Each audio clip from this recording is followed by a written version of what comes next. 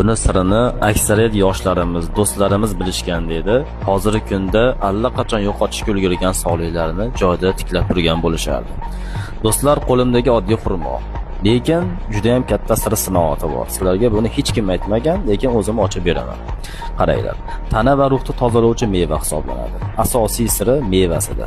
Spirtli ichimlikka qarshi, kimyoviy zaharlanishga qarshi juda katta immunitet hosil qiladi. Diqqatni joyiga keltiradi. Miya hujayralarini oziqlantiradi. Miya uchun koni foyda. Xotirani kuchaytiradi, asablarni tinchlantiradi. Qon bosimini birga bir tez tushiradi. Yurak mushaklarida kislorod almashinuvini yaxshilaydi. Jigarda yig'ilgan og'ir metallar, dori qoldiqlari va toksinlarni elib chiqarishda juda katta yordamchi do'stlar. Ammo lekin jigar sirrozida, qandli diabet kasalliklarida va buyrak og'ir kasalliklarida mutlaqo mumkin emas do'stlar. Kunlik me'yori 2 dona ertalab yoki tushlikda yeyish tavsiya qilinadi do'stlar. Hech qachon kasal bo'lmanglar, omad tilayman.